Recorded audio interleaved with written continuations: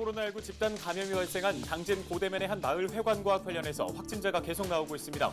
다음 달부터는 75세 이상 주민 등을 대상으로 2분기 백신 접종이 시작됩니다.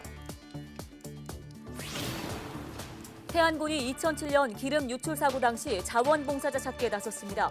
기념관 명예의 전당에 이름을 올리고 관련 자료를 추가로 발굴해 유네스코 등재를 추진할 계획입니다. 지구원 30억 횡령 사건이 발생한 서산수협 임직원들이 피해 손실금을 보전하기 위해 임금 인상분을 반납하기로 했습니다. 서산수협은 사과문을 내고 비상경영체제에 돌입했습니다. 최근 10년 동안 국내에서 발생한 산불의 60%가 봄철에 집중된 것으로 집계됐습니다. 화재 원인은 산을 찾은 사람들의 부주의가 가장 많은 비중을 차지했습니다.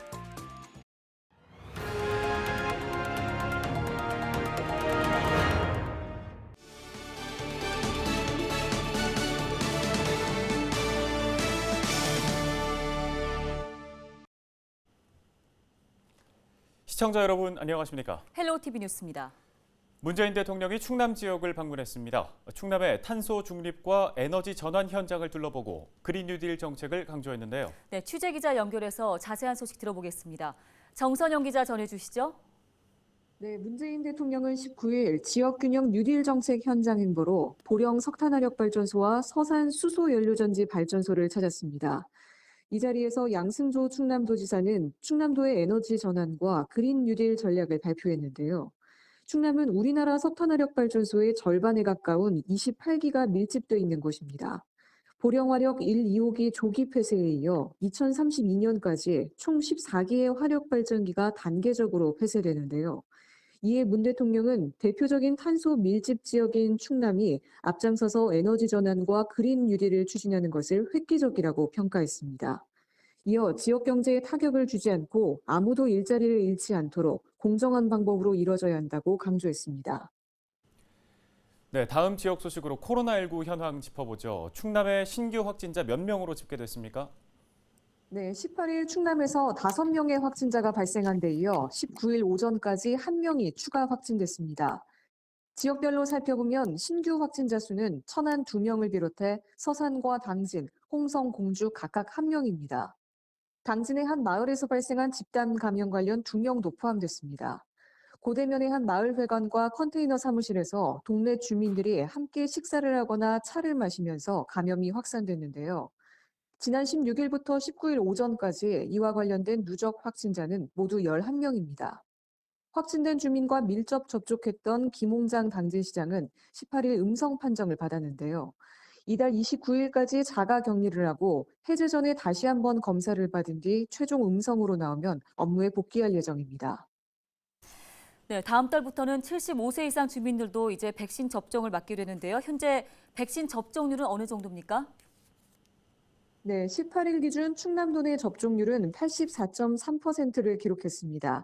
대상자 32,488명 가운데 27,403명이 접종을 완료했는데요. 이상 반응 신고는 현재까지 모두 386건이 접수됐습니다.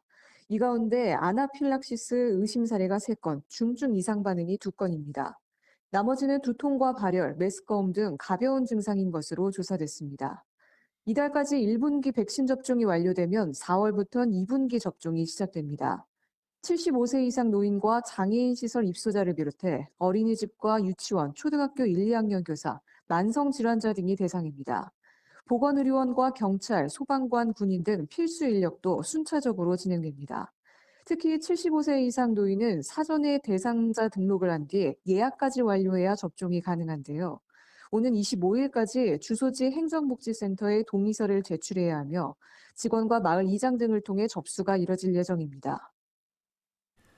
네, 해당되는 분들 백신 접종 일정 잘 챙기셔야겠습니다. 지금까지 문재인 대통령의 충남 방문 소식과 코로나19 현황 정선영 기자와 함께 짚어봤습니다. 다음 소식입니다. 지난 2007년 태안 기름 유출 사고 현장에 다녀갔던 분들 이번 리포트 유심히 봐주셔야겠습니다. 네, 태안군이 당시 자원봉사자 찾기에 나섰는데요. 명예의 전당에 이름을 올리고 관련 자료도 추가로 발굴해 유네스코 등재를 추진한다는 계획입니다. 한범우 기자입니다. 태안 만리포에 있는 유류 피해 극복 기념관입니다. 2007년 기름과 사투를 벌이던 자원봉사자들의 모습을 곳곳에서 볼 수 있습니다. 전시관 한쪽 벽면에도 이렇게 자원봉사자들의 이름이 빼곡히 적혀 있습니다. 당시 확인된 자원봉사자 수는 123만여 명. 기록에 없는 인원까지 더하면 그 이상으로 추정됩니다.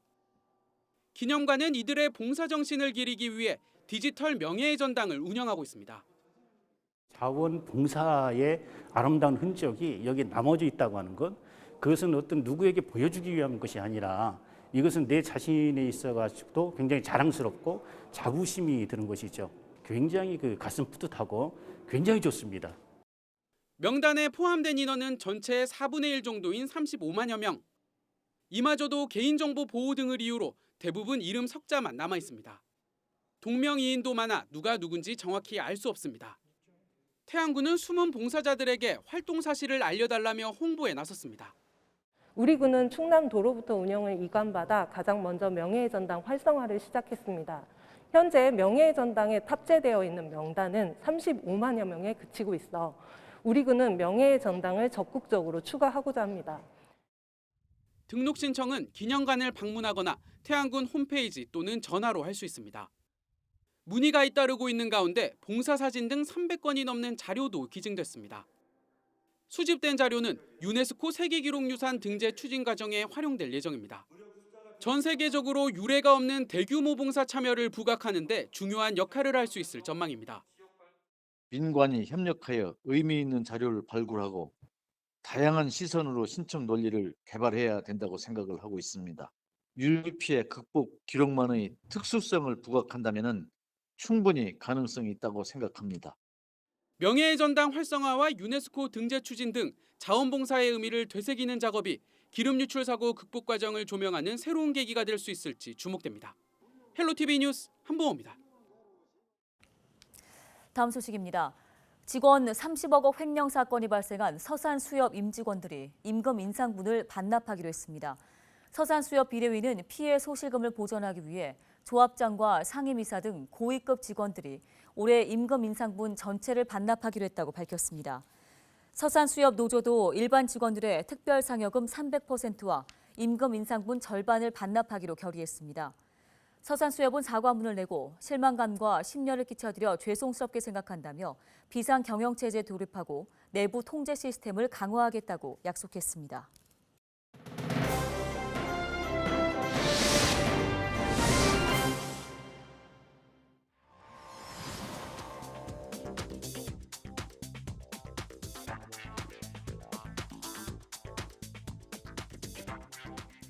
아침 저녁으로 쌀쌀한 바람이 몸을 웅크리게 하더니 어느새 파릇파릇 새싹이 돋아나는 봄이 다가왔습니다. 활력이 느껴지는 싱그러운 계절이지만 한편으론 이 부분에 마음을 놓을 수 없는 계절이기도 하죠. 산불 말입니다. 최근 10년간의 통계를 살펴봤는데요. 계절별로 분석해봤는데 산불의 59%가 봄에 일어났습니다. 10건 중에 6건, 절반 이상이 봄에 발생한 거죠. 10건 중에 2건이 겨울, 그리고 여름과 가을에 1건씩 일어난 셈입니다. 실제로 2년 전 고성과 강릉, 인제에서 3일 동안 이어졌던 산불, 또 2017년에 강릉과 삼척에서 발생한 산불, 그리고 지난해 안동에서 일어난 산불도 모두 봄에 일어난 사고였습니다. 특히 2019년 4월 강원에서 발생한 산불은 여의도 면적의 8배에 달하는 2,800여 헥타르를 태우며 1,200억 규모의 어마어마한 피해를 내 많은 이들에게 안타까움을 줬죠. 이로 인한 이재민도 560여 세대에 1,200명을 넘어섰으니 말입니다.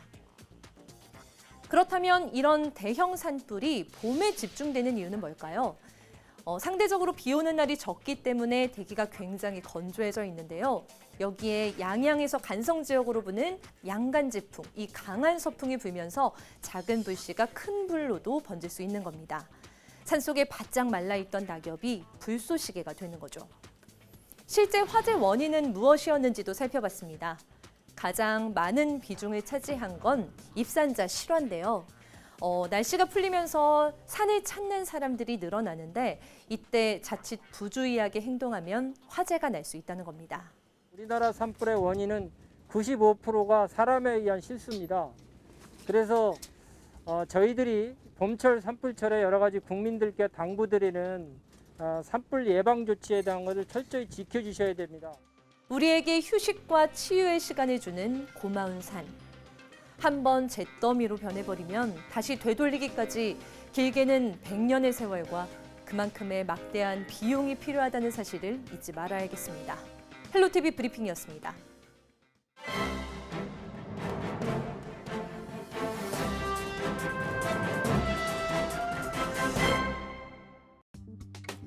신문 브리핑 충청투데이 기사 살펴보겠습니다. 충청권 내 혼인 건수와 혼인율이 최근 3년간 매년 역대 최저치를 갱신하면서 곤두박질치고 있습니다.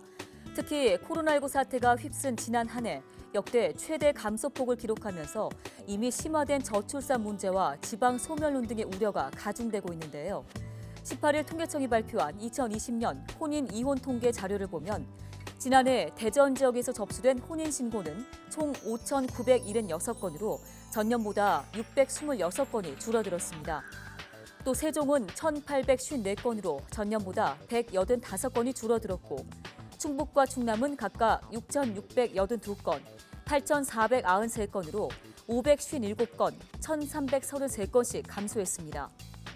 충청권 전체를 놓고 보면 총 23,005건으로 1997년 통계가 작성된 이래 최저치를 기록했고 IMF 직후보다도 13,125건이 줄어들었습니다. 인구 1,000명당 혼인율은 대전의 경우 남편 9.5명, 아내 9.4명으로 처음으로 10명 선이 무너졌습니다. 충남과 충북은 남편과 아내를 포함해 8.3에서 9.5명을 기록하고 있습니다. 세종 지역은 10명대를 유지하긴 했지만 남편이 13.5명, 아내가 12.1명으로 최근 3년간 매년 1명 수준의 하락세를 면치 못하고 있는 상황인데요. 이러한 감소세는 양질의 일자리와 주거 확보 문제 등 청년층의 현실적인 여건 악화와 함께 결혼에 대한 가치관 변화 등이 주요 원인으로 꼽히고 있습니다. 여기에 지난 한 해는 코로나 충격까지 겹치게 되며 감소폭이 가장 컸던 것으로 분석됐습니다. 특히 청년층의 혼인 실태는 더욱더 악화된 실정입니다. 2011년부터 10년 새 충청권 내 20, 30대 청년층 혼인 건수는 여성을 기준으로 33.88%, 남성을 기준으로는 33.75% 감소해 각각 26,521건, 27,017건을 기록했습니다. 상황이 이렇다 보니 현 인구 정책에 변화가 필요하다는 지적의 목소리가 나오고 있습니다. 2006년부터 지난해까지 인구 정책에 투입된 국가 예산은 200조 원을 넘어섰는데요. 통계청 관계자는 이번 혼인 통계에 대해 결혼 주 연령층인 30대의 인구가 계속 감소하고 있고 결혼에 대한 가치관도 변화하고 있다며 주거나 고용 등 관련 경제적 여건이 변화해 결혼을 미루거나 안 하는 경우도 늘고 있다고 설명했습니다. 지금까지 신문 브리핑이었습니다.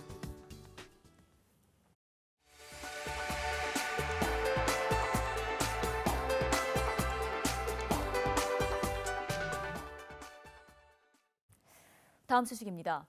국민의힘 충남도당이 부동산 투기 대책 특별위원회를 발족했습니다. 국민의힘 충남도당은 박경기 아산을 당협위원장을 위원장으로 대책위를 구성하고 본격적인 활동에 들어간다고 밝혔습니다. 도내 개발 지역에 대한 공무원과 정치인 등의 부동산 투기 의심 사례가 있을 경우 홈페이지와 전화를 통해서 적극적으로 제보해달라고 당부했습니다.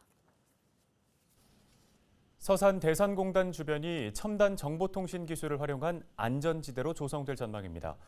서산시는 국토교통부가 주관한 스마트타운 챌린지 사업에 최종 선정돼 국비 20억 원을 확보했다고 밝혔습니다. 시는 대산공단과 지역주민 상생 발전을 주제로 주민과 기업 등이 참여하는 안전 스마트 시행 계획을 제안했는데요. 공단 사고 발생 시 신속한 알림체계 구축, 폐쇄회로 미설치 지역 안전 드론 운영, 감응형 신호와 스마트 횡단보도 구축 등이 주요 내용입니다. 시는 이번에 확보한 국비 등 43억 원을 투입해 대산공단 주변에 안전체계를 구축할 계획입니다. 청양군 의회가 임시회를 열고 충남도 산하 공공기관 유치를 촉구하는 결의문을 만장일치로 채택했습니다. 이 건의문에는 충남도 기후환경연수원과 충남도 산림자원연구소의 청양 이전을 요구하는 내용이 담겼습니다. 군의회는 청양은 도립공원 지정 규제로 인한 재산권 피해 등 균형발전 소외 지역으로 공공기관 유치가 필요하다고 강조했습니다. 이어 접근성이 뛰어나고 생태 자원을 갖추고 있어 최적지라고 강조했습니다.